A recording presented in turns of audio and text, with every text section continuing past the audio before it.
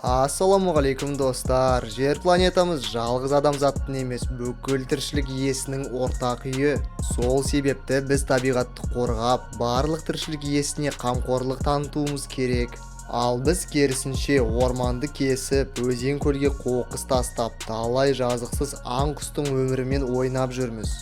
Соның әсерінен жойылып кету қаупі бар. Тіпті қызыл кітапқа енген жануарлардың саны көбеюде. Бүгін Q-Life арнасы жойылудан бір қадам тұрған жануарлардың тізімін көрсететін болады.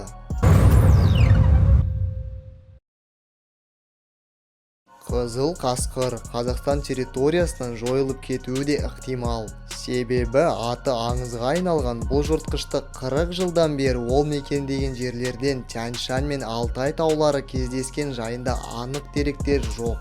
Қызыл қасқырды Қазақстандағы хайуанаттар бағында қолдан өсіруді қолға алып, оны бұрынғы мекендеген жерлерге қайта жіберудің жолдарын қарастырылуы мүмкін. Хохлачтар солтүстік Атлантиканың кейбір өңірлерінде ғана кездеседі.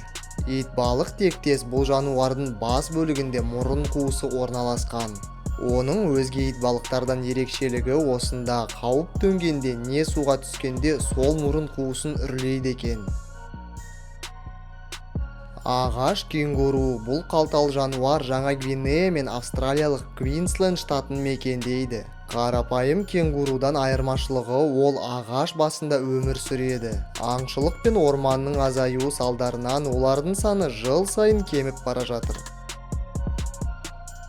Сақалтай қаршыға қатарына жататын бұл құс Гималай, Еуропа мен Азия және Африканың таулы жерлерін мекен етеді. Оны өткен ғасырда қойды және кішкентай балаларды аулайды деген қорқынышпен қырып тастаған екен. Алайда бұл пікір жансақ болып шықты. Сақалтай тіріні емес, ол жемтікті азық етеді екен. Қазіргі таңда әлемдік жабайы табиғатты қорғау қоры сақалтайдың бар жоғы 10 мыңы ғана өмір сүретінін анықтаған.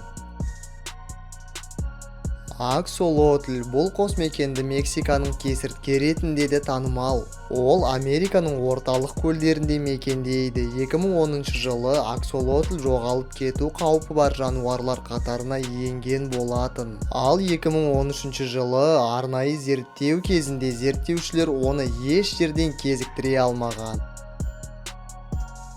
Ақбөкен Еуразия даласында жайылып жүреді. Әлемдік жабайы табиғатты қорғау қоры ақбөкеннің саны адамдардың ашкөздігінен азайып жатыр дейді. Бүгінгі таңда жазықсыз жануардың тағдыры қыл үстінде тұр. Еуропалық протей бұл қосмекенді хордалылар қатарына жатады. Ол еуропалық орталық және оңтүстік шығыс бөлігінде үңгірлерді мекен етеді. Олар су астында азықтанады, ұйықтайды және көбейеді. Протейлер қараңғыда өмір сүреді. Олардың көздері болмаса да есту және иіс сезу қабілеттері өте жоғары. Еуропалық протейлер судың ластануынан жойылып бара жатыр. Алтын түсті пұшық мұрынды маймыл. Олар оңтүстік және орталық Қытайда 4000 метр биіктікте өмір сүреді. Ол қызыл кітапқа енген өте сирек кездесетін жануар. Тұрғындар ағаштарды кескендіктен олар ажал құшады.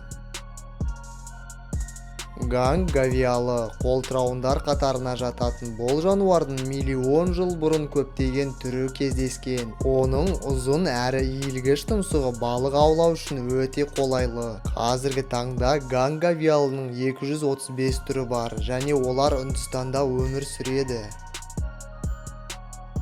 Қошық мұрынды маймыл. Бұл маймыл Борнео аралында мекендейді. Оның саны соңғы 40 жылда 50%-ға азайған. Орманды кесу олардың қатарын азайтып жатыр. Жойылып кету қаупі бар жануарлар қатарында қошық мұрынды маймыл көш бастап тұр. Мінеки достар, бүгін біз жойылудың алдында тұрған 10 жануарды көрсеттік. Алайда әлемде ондай мыңдаған жануарлар бар. Сондықтан достар, барынша табиғатымызды аялайық. Видеомызға лайк басып, өз пікірлеріңізді жаза отырыңыз. Және арнамызға тіркелуге де ұмытпаңыз. Сонда жаңа видеоларымыздан хабарда боласыздар. Қуанышта жүздескенше сау болыңыз.